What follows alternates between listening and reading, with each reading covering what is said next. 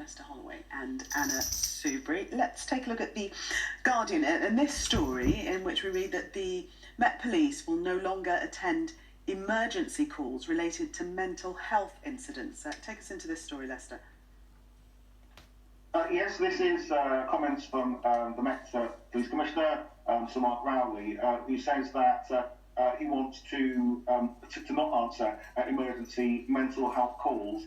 He's calling the scheme right care, right person. But I think that the worry that many people will have is that given that ambulances take so long to arrive, up to 12 hours in some instances, when you've got a mental health situation going on, who is going to arrive? Now, there is a serious point here in relation to the appropriateness of police turning up, because sometimes they do a good job, but other times they don't, because sometimes police officers are fixated with whether a crime has been committed, as opposed to dealing with the health aspect of it. Now, obviously, police officers are not trained health workers, but we've seen some terrible tragedies in the past, including in the black community, where the likes of Sean Rigg and Mikey Powell and Roger Sylvester have died after police have attended mental health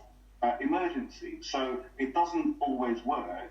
It is more appropriate for health professionals and paramedics to deal with these situations rather than the police. But as I say, the ambulance service is extremely stretched at the moment. So what is going to happen if nobody turns up?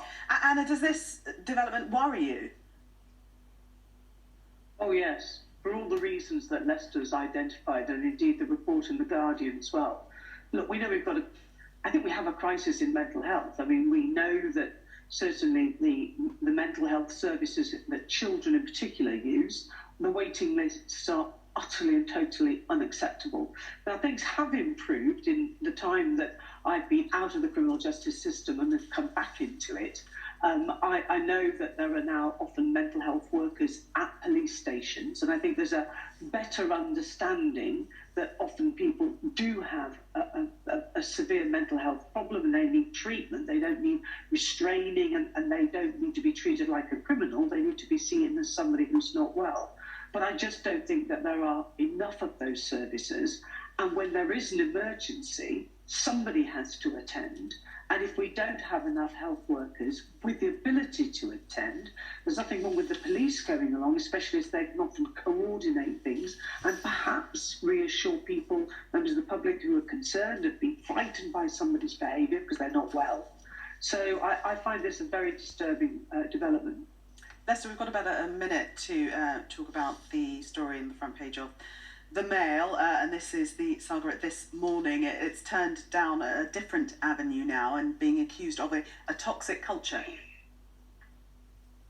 Yes, that's right. The medical pundit on the programme This Morning, Ranj Singh, is on many front pages, including The Mail, saying that he blew the whistle on the toxic culture that there is there. So this is really about, the story clearly, is about Philip Schofield as, upset and appalled a lot of people. And so the story has legs, and they're finding a way. The newspapers are trying to move it on. It has to be said that Ranj Singh himself said that he had no knowledge of the affair that Philip Schofield had. So it's just really about the toxic environment within the programme, which I have to say is not unusual. Obviously, I've been knocking around the media for a little bit. And there are many programmes which have a toxic environment, but Lester, there's a bigger issue. We must leave it there. We have run out of time. We'll get much more from you and Anna in the next hour. See you then.